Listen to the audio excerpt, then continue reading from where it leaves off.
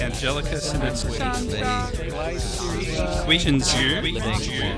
Spurb. Hello and welcome to episode 93 of Spurbs Herbs. Today's herb is going to be Zhi Mu, Anemarrhena Rhizoma, or Anemarrhena Rhizome. So without further ado, let's get into it.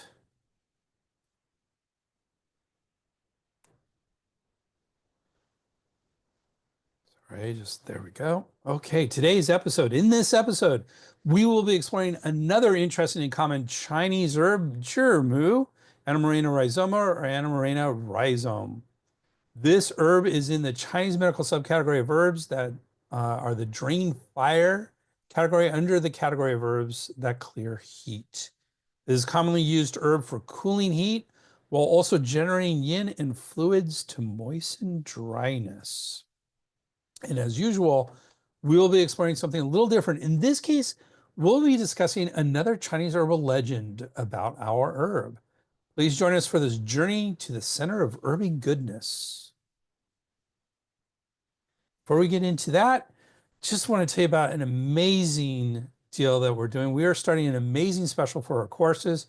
If you use them for continuing education, professional development activities, or just for your own edification, we are offering 50 hours of courses for an unbelievable price.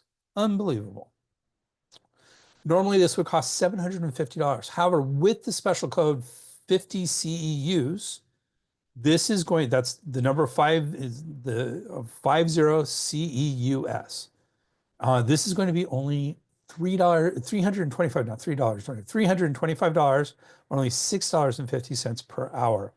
Plus, on top of that, in addition to, you can get a free signed copy of one of my books, just pay for shipping and handling. This is a free copy of Integrative Pharmacology, Combining Modern Pharmacology with Integrative Medicine. That is a $75 book for free. Or Playing the Game, a step-by-step approach to accepting insurance as an acupuncturist. That's not a $75 book, but it's still a good book. I think it's $30 or $35 book. So it's still a good book. Either of those for free, whatever you want to do. And all you need to do is go to the webpage, www.integrativemedicinecouncil.org. That's Integrative Medicine Council, COUNCIL.org/CEUs1. That's CEUS1, the number 1 for this amazing deal. So let's do an herbal legend. So this is from Chinese Herbal Legends, 50 Stories for Understanding Chinese Herbs. I love this little book. I got it. I was teaching at the school, and the representative from this book company came out, and he had this small little book. For those of you online, I can show it to you. A small little book that has 50 herbs, which you think would be a lot, but I've only come across it out of 93 episodes. I think I've only used it 5 to 10 times. So it's important herbs, but not all the important herbs. Great little book. I love it. And it just adds a nice little spark to the herbs. So I'm going to read one of the herbal legends that is in there about this herb, Zhi Mu. Let me get into my voices mode here. Long, long ago, there was an old woman who had no children. She had gathered medicinal herbs since she was young, but because she always gave them to people without charging, she had not saved money. When she was old and weak and could no longer climb the mountain to gather medicinal herbs, she had to beg from village to village. She worried all day, not because of her bitter life, but because she could not pass on her skills of recognizing medicinal herbs. And once she died, who else could gather herbal medicine for the people? So the old woman was determined to look for an honest man to whom to pass on her skills. She said to all she met, "Whoever takes me as his mother, I will tell him how to recognize medicinal herbs." The son of a rich family heard this and thought, "If I could cure disease, won't it be another way to fawn on high officials?" Therefore, he invited the old woman to join his family. "Old lady, I am willing to be your son. Please tell me what medicinal herbs can cure disease," he said. The The old woman gave the rich son a quick look and asked, "Why are you in such a hurry? First, I will see how you treat me." The rich son had the old woman live in a good house and gave her new clothes and served her good food. But after 10 days, when the rich son saw that the old woman didn't speak of medicinal herbs, he could no longer restrain himself. "Mother, you should tell me how to recognize medicinal herbs." "It's still too early." "How long must I wait?" "About 10 years." "What?" The rich son was angry. "I have to provide you with food for 10 years? Humph! Go away and don't cheat me any longer." Sneering, the old woman put her original clothes back on and unhurriedly left the rich son's home. Again, she begged and shouted on the street as before. One day, a merchant heard her. As he thought that he could make a lot of money by selling medicine, he called to the old woman at once. "I'm willing to take you as my mother," he said. So then the old woman lived in the merchant's house. After the merchant had served her for 1 month, he could no longer keep calm. "Can you really recognize herbal medicine?" he asked. "Certainly." "Please teach me how to do it." "It's not yet the proper time." "How long should I wait?" "Until I die." "Oh!" The merchant shook all over with anger. "You devil woman, do you think I'm a monkey? Return to begging." "It's you who invited me." "Humph! I was blind." Apparently, I like that word, humph. After the old woman was driven out of the merchant's house, she went on begging and groaning. "Whoever takes me as his mother, I will tell him how to recognize medicinal herbs," she muttered. Days passed. People thought she was mad, and no one spoke to her.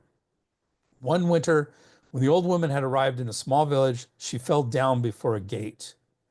The master of this family was a boatman, and he helped the old woman into his house. "Old lady, what is wrong with you? Are you hurt? Are you ill?" he asked. "No, I'm not ill. I'm hungry." Immediately, the boatman asked his wife to cook a pot of soup and brought it to her. "We have no good food at home. Please have this while it's hot." After the old woman ate, she began to feel warm and wanted to go. "Where are you going on such a cold day?" asked the boatman and his wife. "Oh," the old woman heaved a deep sigh. "I am so poor that I have to beg." On hearing this, both the boatman and his wife felt sympathy for her. "You are so old, and it's not easy for you to beg. You don't mind our poverties. Please stay with us," they told her. The old woman didn't refuse, and she stayed. Time flew. Spring came, and the flowers began to blossom. "How can I always eat food in your house? Please let me go on," said the old woman. "You have no children, and we have no parents. Isn't it a good thing that we live together as a family?" asked the boatman. "To tell you the truth, previously I gathered medicinal herbs. I knew many kinds which could cure diseases and save people's lives. I had wanted to adopt a son so I could pass on my skills. But now I am too old and muddled to recognize any of those herbs. Now you are taking care of me, but I have no way to repay you," said the old woman. "We are all poor people. I don't need to be repaid. As long as we have food to eat, you won't be hungry. Please don't go out begging," said the boatman. "All right, I will take this place as my home and you as my son." From that time on, the boatman and his wife regarded the old woman as their own mother. The old woman helped them take care of the children and to do some housework. They loved the old woman too. Because she didn't want the old woman to be too hot or too cold, the boatman's wife wouldn't let her start fires in June nor wash clothes in December. The old woman lived there comfortably for 3 years. When summer came that third year, she was already 80 years old. "My son, I want to climb up the mountain to look around," she said one day. "Mother, you are too old. You will get tired." "I feel bored, and so I want to have a look at the mountain scenery." "Let me carry you there on my back." When the boatman carried the old woman up the mountain on his back, sometimes she wanted to go east and then west, up the slope and down the valley. The boatman became very tired and he sweated a lot. But instead of getting upset, he joked to make her happy. When they came to a slope where wild grass was growing, the old woman asked the boatman to stop. She got down, sat on a stone, and pointed at a bundle of grass with striped leaves and white flowers with purple stripes. Go dig it up, she said. The boatman went there and dug at it until a yellowish brown root appeared. Mother, what is this? He asked. This is a medicinal herb.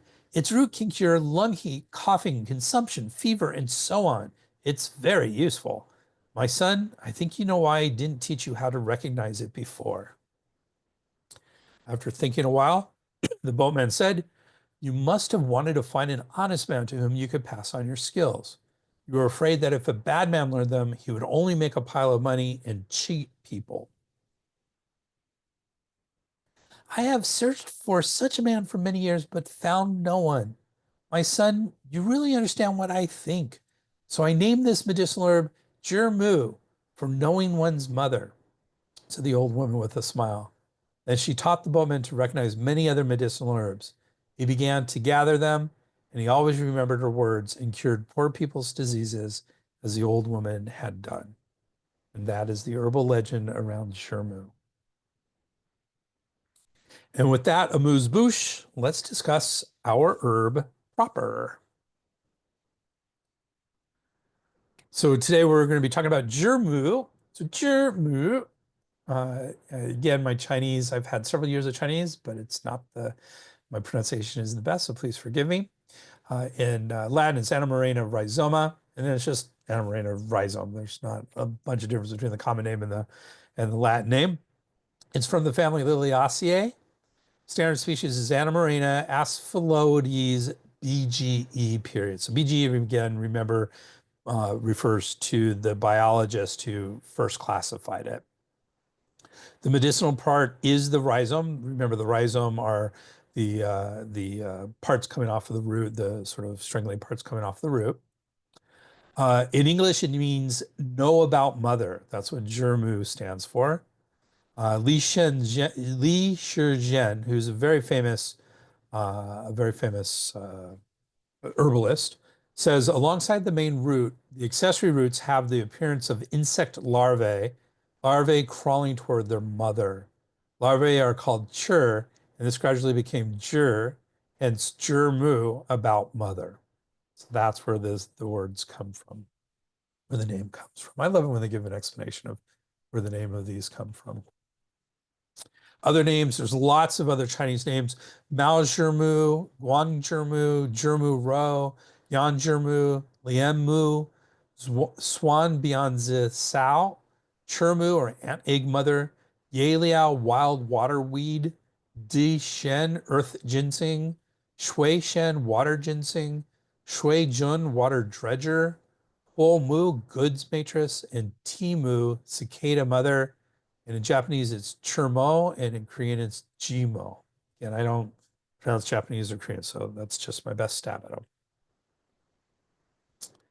So let's talk about that Liliaceae family just for a bit before we get in more into the herb. This is the lily family and contains about 15 genera and 610 species of flowering plants. These include lilies and tulips. Common characteristics include large flowers with parts arranged in threes, with 6 colored or patterned petaloid tepals. Tepal is one of the outer points of the flower. The term is used when these parts cannot be classified as either sepals or petals. So that is a petaloid tepal. Undifferentiated petals and sepals arranged in 2 whorls, that's swirls, 6 stamens, and a superior ovary. Most species are grown from bulbs, although some have rhizomes, and many Liliaceae are important ornamental plants. All 3 of our texts agree on the dosage of 6 to 12 grams per day. That's unusual that they perfectly agree. Chen Chen does add there is a maximum of 30 grams per dose. So all of them say 6 to 12 is a normal dose, and Chen Chen says maximum 30. Category Bensky and his team puts this herb in the subcategory of herbs that drain fire under the category of herbs that clear heat. So that is the two. There's the category and the subcategory. Chen say it is in the heat clearing and fire purging herbs subcategory under the heat clearing herbs category. And Brown and Wiseman say it is a heat clearing, fire draining medicinal under the heat clearing medicinals category. I don't think there's any real differences between these three classifications, other than some translational issues. But other than that, they're all saying pretty much the same thing. All three of our texts say it is bitter, sweet, and cold, and enters the lung, stomach, and kidney channels. And I just have a note here. This level of agreement between our texts is quite rare. I mean, it's unusual, especially with older, this is an older herb, and especially with older herbs, there's usually some different streams of thought that go along with it. In this case, all three of our texts are in complete alignment. Both Bensky and his team at Chen say the original source for this herb is the Shendan Ben Cao Jing, or the Divine Husbandman's Classic of Materia Medica in the 2nd century CE.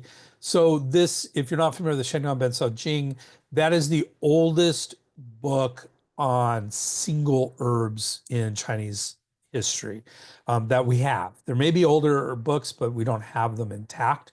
This is relatively intact. And so when an herb is in the Shendan Ben Cao Jing, it usually means it's amongst, it is the oldest of the herbs in Chinese medicine. So what about this subcategory, or this overall category of herbs that clear heat? Let's talk about that, and then we'll talk about the subcategory of the drain fire in just a minute. So according to Bensky et al., heat in traditional Chinese medicine refers not only to febrile disorders or problems attributable to the invasion of pathogenic heat, but also to any condition that presents with heat signs: dry throat, red face, red eyes, dry stools, dark and scanty urine, yellow tongue coating, rapid pulse, and a sensation of warmth in the 5 centers, which include the soles of the feet, palms of the hand, and the sternum. Heat can be found in either the exterior or the interior. Exterior heat presents with fever, chills, headache, thirst, moderate sweating, and a floating rapid pulse. Interior heat presents with fever without chills, dry mouth, thirst, irritability, scanty and dark urine, yellow tongue coating, constipation or diarrhea, and abdominal distension. The herbs described in this category are used for treating interior heat. In general, these herbs are cold in nature. Makes sense. So that's the overall category of clear heat. Let's talk about the subcategory of drain fire, herbs that drain fire. So Bensky et al. Continues to discuss the subcategory of herbs that drain fire. Herbs that drain fire are among the coldest in the Materia Medica.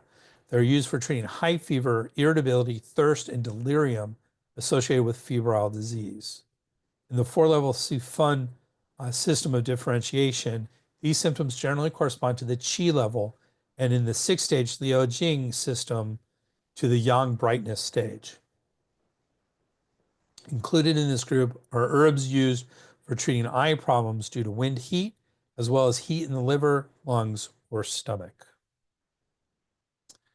All right, so that's an overview of the categories involved. Let's talk about good quality Zhi Mu. So Bensky et al. Says good quality consists of large rhizomes with a compact and soft texture. The cross-section is yellowish white with a slightly greenish tinge. Later, under the heading of additional product information, they say the best quality is said to come from the Xiling region of Hebei province. In the past, the only form of this herb on the market was the unpeeled product known as hairy Anemarrhena, or Mao Zhi Mu. Recently, however, the form that has been peeled before drying is preferred in China. It is known as naked Anemarrhena, or Guang Zhi Mu, or Anemarrhena Zhi Mu Ro. Because this is a relatively less stable and is readily affected by humidity, which changes its color, it is not the preferred product for export.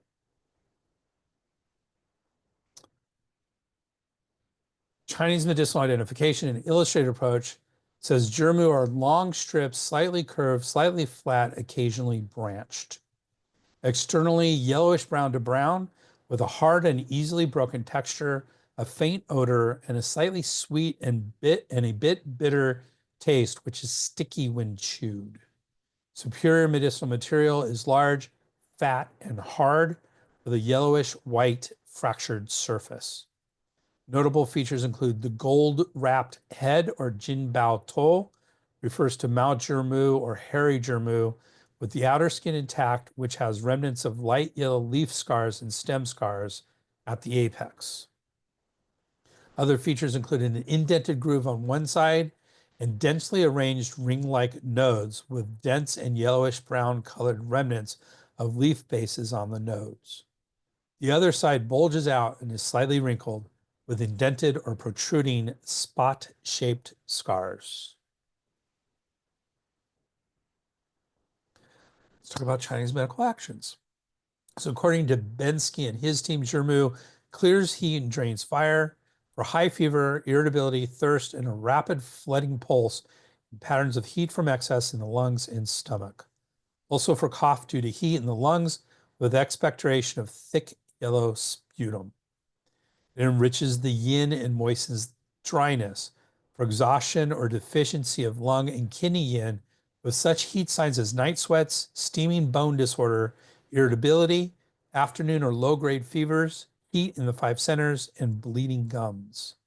Also for such kidney heat signs as spermatorrhea, nocturnal emissions, and abnormally elevated sex drive. It generates fluids and clears heat for oral ulcers and inflammation due to yin deficiency, and for wasting and thirsting disorder. Wasting and thirsting disorder is usually Chinese medicine will attribute that to like diabetes. And finally, it ameliorates the dryness of tonifying or warming substances. For circumstances when tonifying herbs such as the Stragoli radix or Huangqi, or warming herbs such as Cinnamomum ramulus, Grey Jur, and Aconites radix lateralis preparata, Jur fudza, are used, but there is concern that they not be too drying.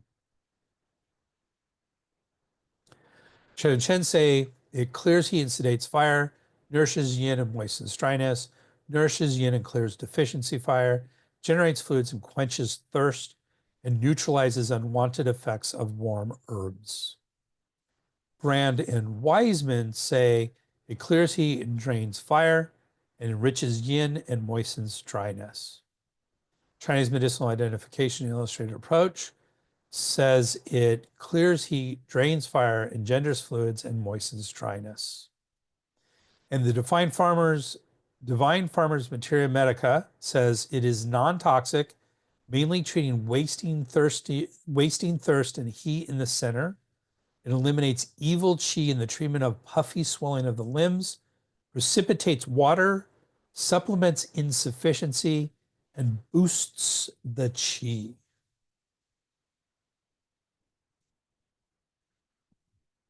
Preparations. Bensky et al. Discusses nomenclature and several preparations for this herb. A variety of names are used to emphasize certain desirable qualities in this herb, such as fat Anemarrhena, Fei Zhi Mu, because the best quality herb is big, fat, and moist. Unprepared Anemarrhena has a powerful fire draining action, so is often used for conditions of heat from excess in the lung and stomach, with a high fever and restlessness, thirst, and a large tidal pulse. It is appropriate in such formulas as white tiger decoction or bai tong, which is a classic decoction. Okay, so different types. We have dry fried Anemarrhena or Chow Zhi Mu. The herb is dry fried over a medium flame until slightly browned. The heavy, bitter, cooling qualities of Anemarrhena readily injure the stomach and intestines and cause diarrhea. Frying reduces its cooling nature and moderates its fire draining effect.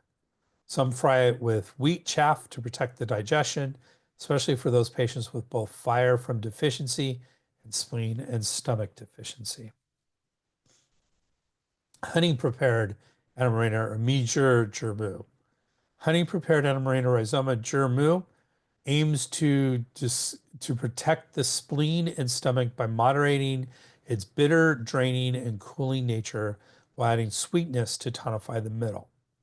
This form is best for those with damaged fluids and blood, or those who are too weak to take strong, bitter, cooling herbs.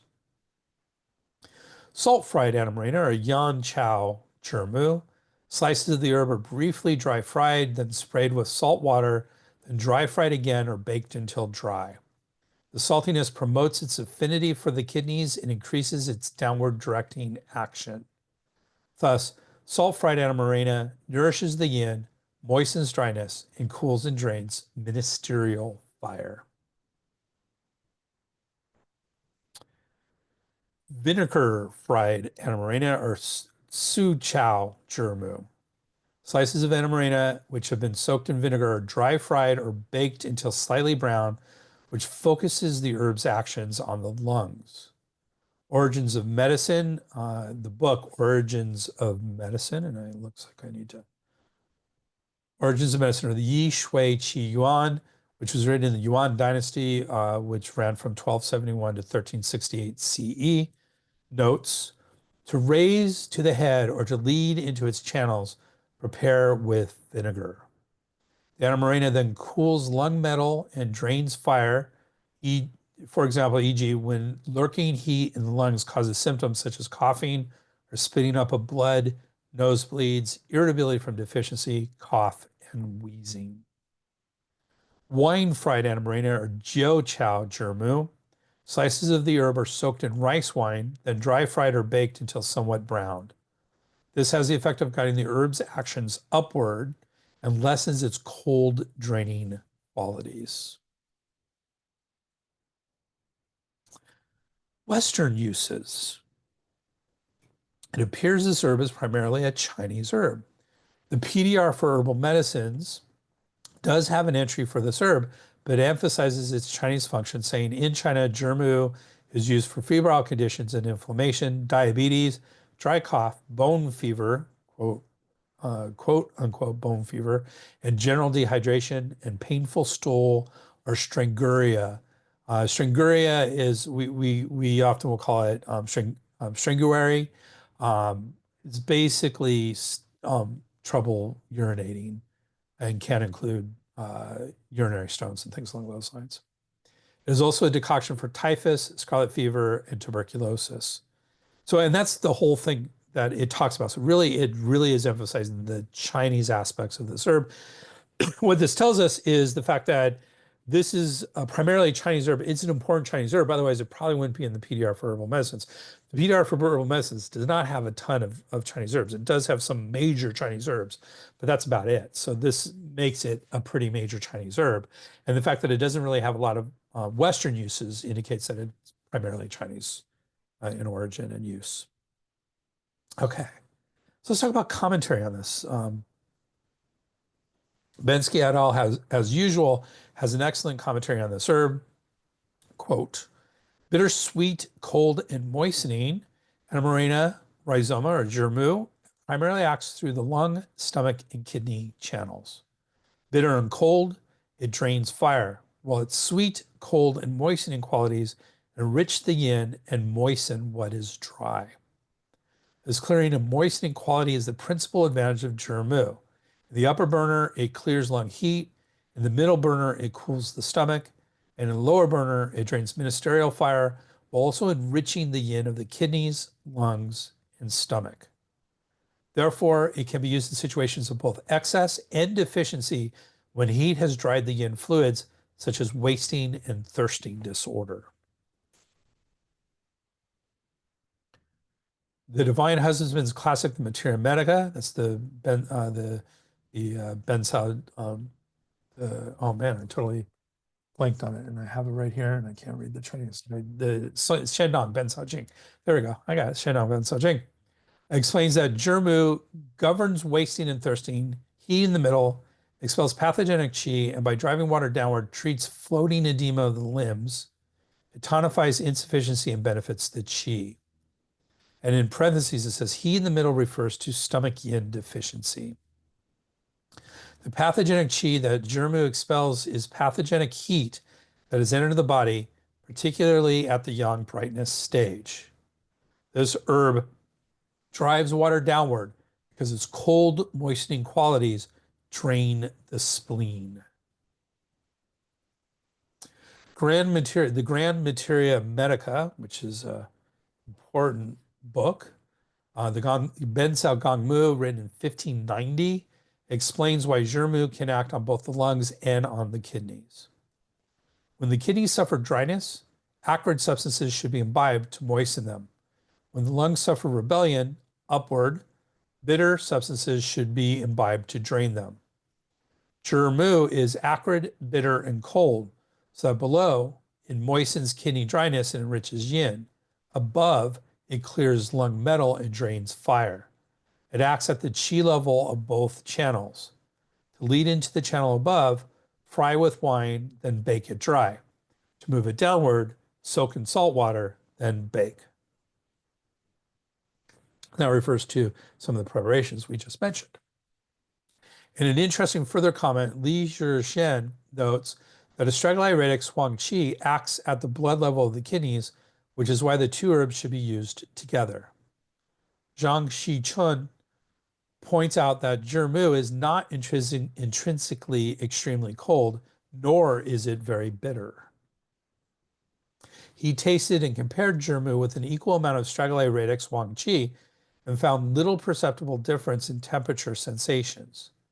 Then he boiled Zhi Mu and Glycericerae radix gansao, or licorice, together and found the result to be mainly sweet. Thus, we know that Zhi Mu is neither extremely cold nor extremely bitter. However, it does have copious fluid with which to enrich yin. Some say that Zhi Mu can only cool heat and is unable to enrich yin. This is viewing Zhi Mu too superficially. When I treat conditions of heat from excess with a rapid pulse, I always use Zhi Mu. Formulas which use astragalus radix huang qi to tonify qi can be too hot for some patients.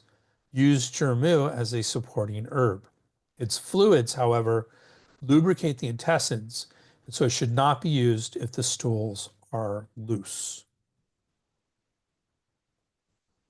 Chen and Chen also have some commentary on this herb. Depending on the other herbs with which it is combined, Zhi Mu has dual functions to clear excess or deficiency heat. It is used often because it nourishes fluids and clears heat simultaneously. Furthermore, Zhi Mu is often preferred over yin tonics, which are hard to digest and may cause dampness if not prescribed carefully. All right, let's talk about some combinations. Bensky et al. Combines this herb with 3 others. First of these is Coptis rhizoma or huanglian. Both of these herbs are bitter and cold, and both clear stomach heat and direct fire downward. However, Coptis rhizoma huanglian is drying by nature, and while good for eliminating dampness, it readily harms the yin. On the other hand, Zhi Mu is moistening and nourishes the yin while cooling heat. Together, they act strongly to clear stomach heat and direct fire downward, while concurrently drying dampness without harming the normal yin fluids. This pair is most often used for symptoms of blazing stomach fire, such as voracious hunger, continual thirst, dry stools, a dry yellow tongue coating, and a slippery, rapid pulse. Jottings from Repeated Celebration Hall, or Chongqing Tong Sui Bi, written in 1810, a text passed down through the family of the celebrated Wang Meng Ying, which focuses on the implications of yin deficiency, notes that great predominance of stomach heat will cause the yin to be insufficient in harmonizing the yang. Fluids, both yin and yang, will dry, leading to a parched inability to break down foods. This pair can reduce the predominance of stomach heat and prevent further injury to the stomach fluids. Another combination is with gypsum fibrosum or Shirgao. Gypsum fibrosum Shirgao is acrid, sweet, and very cooling. It can vent muscle layer heat and cool stomach fire. And while its heaviness directs fire downward, its acrid flavor allows it to reach the exterior. Thus, it addresses both the interior and exterior of the body. Zhi Mu is bitter and cold. Its bitterness directs fire downward, while its moistening quality resolves dryness. Together, they have a powerful ability to cool heat in the yang brightness stomach while protecting the stomach fluids that this heat would injure. The associated symptoms are high fever, profuse sweating, insatiable thirst, large and strong pulse, red face, and aversion to heat. At this time, with the pathogenic heat widely spread throughout the body, not concentrated in the intestines. Treatment which attempts to clear heat through the intestines will not be effective, nor will the use of bitter cooling herbs such as Coptis rhizoma huanglian or Scutellaria radix huangqin, which will further damage the fluids. The best approach is to use acrid cold flavors combined with bitter cold moistening qualities. Gypsum fibrosum Shurgao and Zhi Mu are ideal for this purpose, combining to release heat and eliminate irritability, as in white tiger decoction Bai Hu Tong. So that's the second time we've heard this Bai Hu Tong being brought up, and it is an important herbal formula, which at some point, if I haven't done it already, we'll talk about. Chen and Chen have some interesting comments about the combination with gypsum fibrosum Shurgao. Zhi Mu and Shurgao gypsum fibrosum are often used synergistically to sedate fire and prevent the loss of yin. Sweet and cold, Zhi Mu clears heat, generates fluids, and moistens dryness. It clears heat in all three jiaos. Those are the three burners. We've talked about those in the past. Clearing lung heat in the upper jiao, sedating stomach fire in the middle jiao, and clearing deficiency fire of the kidney in the lower jiao. Very cold and thermal nature, Shurgao enters the qi energy level and is best in clearing excess heat in the lung and stomach. It is the herb of choice when clearing heat from the qi level, manifesting in symptoms of high fever, extreme thirst with preference for cold drinks, profuse sweating, and a forceful, rapid pulse. Together, Zhi Mu and Shurgao sedate fire without draining yin. And finally, our third combination is Sauco fructus or Sao Guo. The acrid flavor of Sauco fructus Sao Guo has a floating, dispersing quality, while its nature is warm and strongly drying. Zhi Mu is bitter and cold. It is best at cooling heat and draining fire. Sauco fructus Sao Guo can scour away phlegm dampness, awaken the spleen yang, and overcome the yin-natured accumulation of turbid dampness. Zhi Mu treats clumped heat, drains stomach fire, and alleviates the irritability associated with heat from constrained pathogens in the interior. Each of these herbs contributes opposite qualities to a combination which regulates cold and heat, harmonizes the exterior and interior, and is thus ideal for treating malarial disorders when the pathology includes greater yin turbid dampness fuming upward with irritability, heat, and profuse sweating. As explained in the Grand Materia Medica, Sauco fructus Sao Guo and Zhi Mu used together treat miasmic malarial disorder with chills and fever. As there's one yin herb and one yang herb, there is no problem of imbalance. For Sauco fructus Sao Guo treats the cold that would occur if just greater yin prevailed, while Zhi Mu treats the fire that would occur if just yang brightness prevailed. So it's a great combination. We see this a lot, by the way, in certain combinations, opposites. So the ultimate effect is regulatory, that it's a really great way to combine herbs. And that's our combinations. Let's step into comparisons of this herb with other herbs.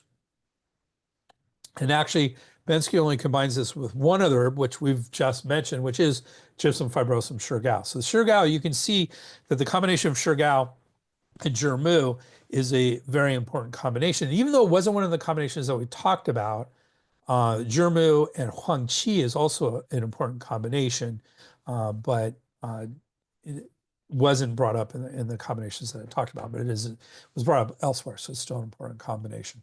So comparisons. So let's compare this herb with Shurgao.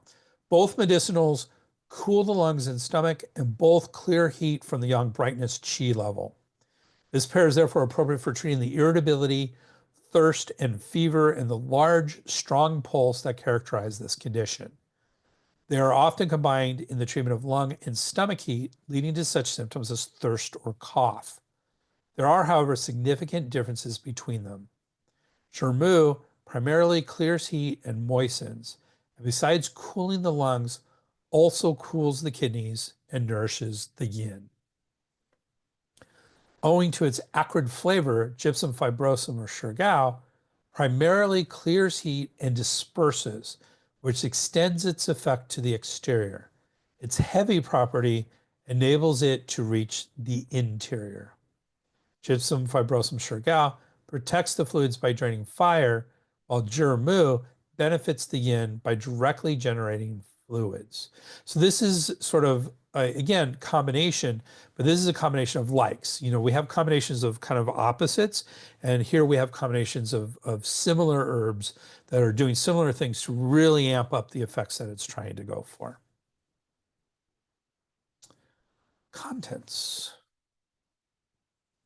According to Bensky and his team, the main constituents of Zhi Mu are saponines, flavonoids, lignanes, polysaccharides, alkaloids, and organic acids. Chen discuss a few specific. By the way, Bensky goes into a lot of specifics under these categories, so I didn't get into them because we're doing that elsewhere as well. Chen discuss a few specific components: timosaponin, magiferin,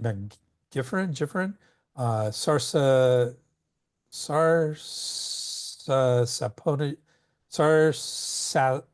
sarsapagenin, all right, marcagenin.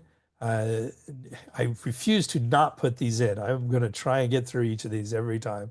Neogidoginin, Anemarrhenae A, B, C, D. So whenever you see one of the chemicals that seems similar to the Latin name, that's in this case Anemarrhenae, indicates it's probably pretty exclusively in this particular herb. Liu et al., their team, which is a review article, says 269 compounds have been identified from Anemarrhena asphodaloides, including steroidal saponins, flavonoids, phenylpropanoids, alkaloids, steroids, organic acids, polysaccharides, benzophenones, and other ingredients. So, in other words, as most of herbs, lots of stuff. So let's talk about the science behind this. So according to Chen, the pharmacological effects of Zhi Mu include being anti-diabetic, antipyretic, antibiotic, anti-neoplastic, and cholagogic. Remember, cholagogic induces the flow of bile. We mentioned that earlier. Again, most of these were not in humans, but what's nice about Chen's book is they also talk about clinical trials. So here's they discussed two positive clinical studies. One discussed the use of a formula containing Zhi Mu in treating prostatic hypertrophy with an N equals 80, so 80 subjects. So again, we want at least 30 to 40 subjects in a study, because then that allows us to apply population statistics to it. Anything less than that, we cannot make any determinations on a population based on that study. And above that, we can start to do that. N equals 80 is still relatively small, but is definitely statistically valid. And the other using a different formula containing Zhi Mu to treat acute rheumatism. This one had an N of 56. Again, the reason why I keep emphasizing these N's is not just this statistical attitude to it, but it also is a determination of the power of the study, how strong the study is. So it's important to know how many people, how many subjects there were in a given study. So these were both statistically valid. What I don't like about them is it's not about Zhi Mu, it's about the formula that Zhi Mu was part of. And so take it with a grain of salt. We know that Zhi Mu is useful, but this doesn't tell us individually how useful Zhi Mu is. But then again, in Chinese medicine, we use most of our herbs in formulas. And so, the formulas become useful to look at as well. Liu et al. Says studies have shown that the extracts and compounds from Anemarrhena asphodaloides have extensive pharmacological activities such as nervous system activity, anti-tumor, anti-inflammatory, anti-diabetic, anti-osteoporotic, anti-allergic, anti-platelet aggregation, antimicrobial, antiviral, anti-aging, hair growth promoting, and preventing cell damage, etc. So lots of different stuff according to that one particular paper. Another review by Wang et al. From 2014 says crude extracts and pure compounds from Anemarrhena asphyloides exhibited significant pharmacological effects on the nervous system and the blood system. They also showed valuable bioactivities such as anti-tumor, antioxidation, antimicrobial, antivirus, anti-inflammation, anti-osteoporosis, anti-skin aging and damage, as well as other activities. So notice both of these last two were review articles. I tend to prefer review articles. Review articles, especially meta reviews, are going to be much stronger evidence on a given herb than individual trials will be. So I don't try not to get in these episodes, try not to get bogged down in a lot of trials. I'd rather look at review articles. Both of these were not the strongest review articles. They were not meta-analyses or actually systematic reviews, but it did give us some overviews of Zhi Mu. So let's talk about drug-herb interactions here. So Chen and Chen say it is prudent to, and Chen and Chen, by the way, you should know one of there's a brother and sister, John Chen and Tina Chen. John Chen is a pharmacologist by training, as well as he has a Chinese medical background as well. I think he has a master's. I don't know if he's gotten his doctorate in acupuncture medicine or not. I wouldn't be surprised if he has. But he's a pharmacologist, so he knows his stuff when it comes to these drug-herb interactions. So Chen Chen say it is prudent to use Zhi Mu with caution, with insulin, sulfonylureas, and other anti-diabetic medications.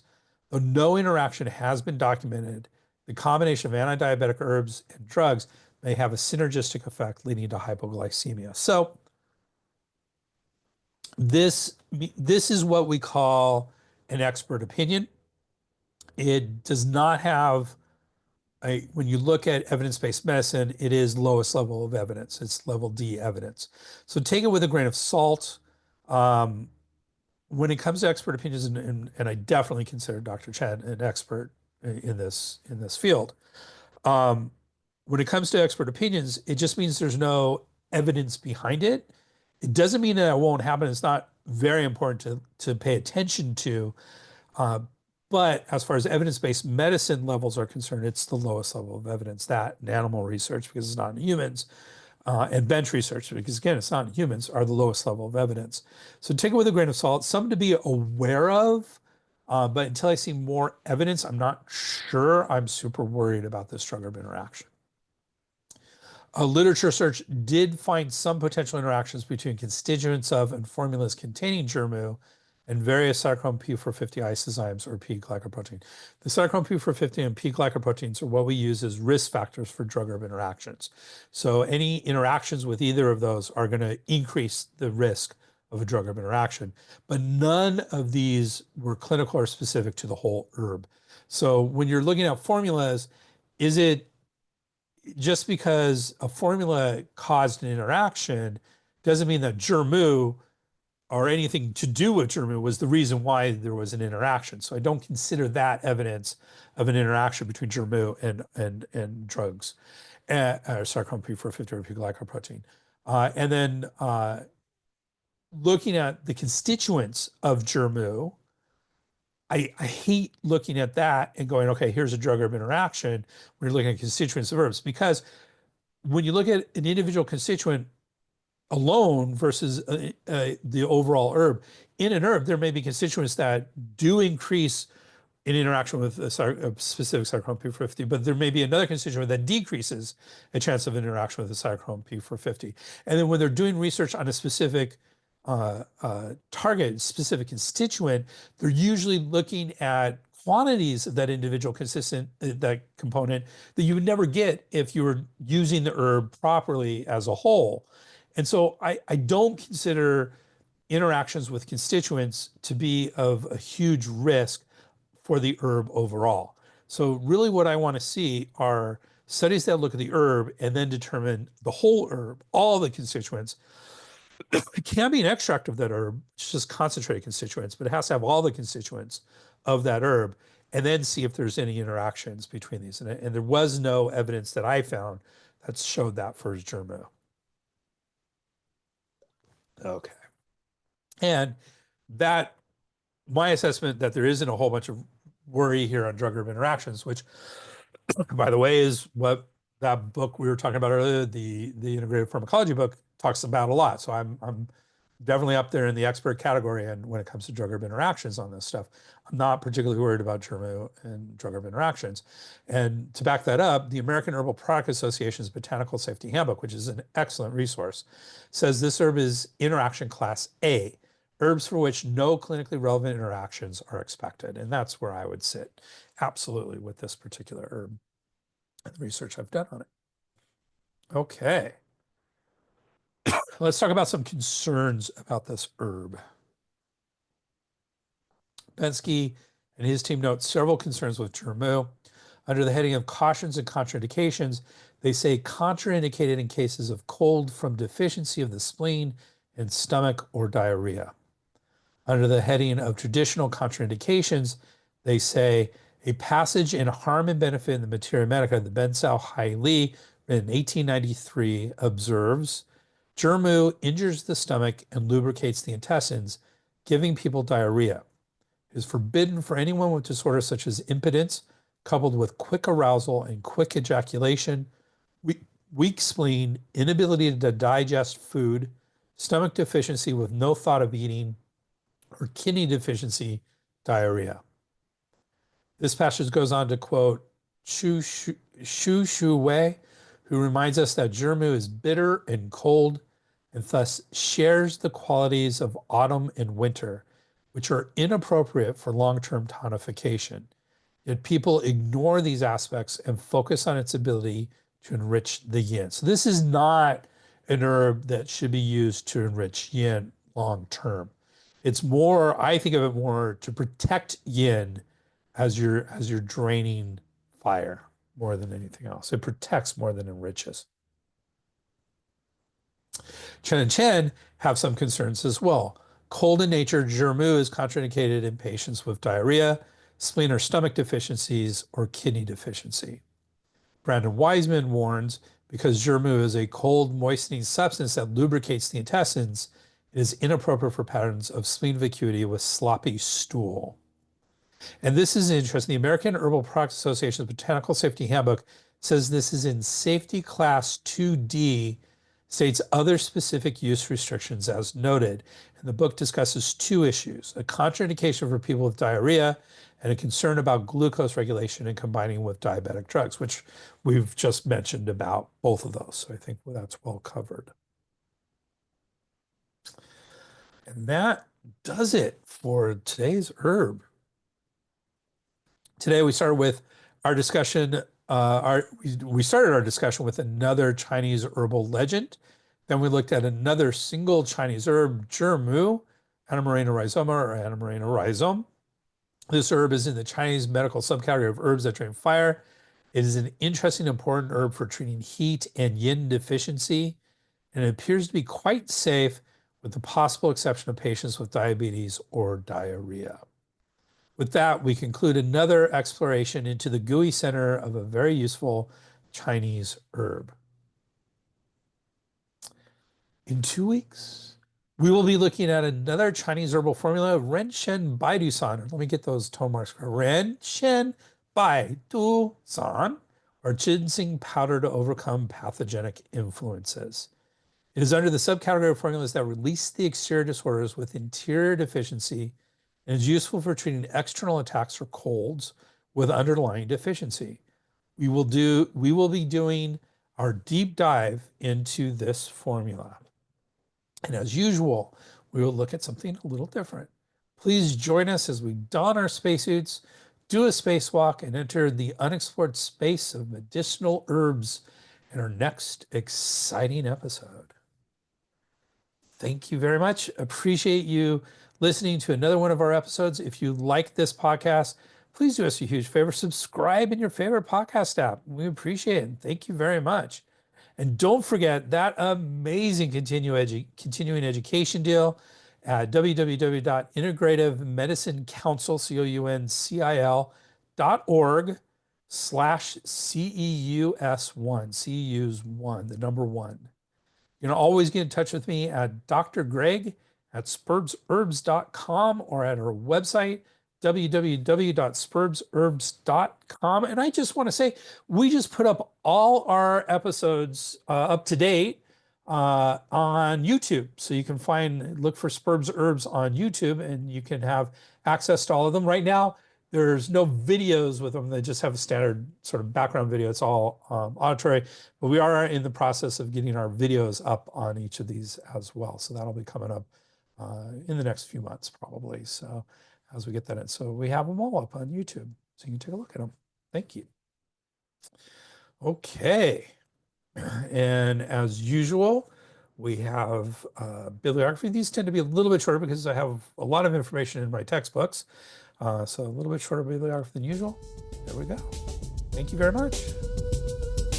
Spurbs Herbs. The proceeding was presented by Dr. Greg Sperber. We would like to thank Janelle for all her support and everybody else who contributed to this program. Timothy Dobbins, Roger Campbell.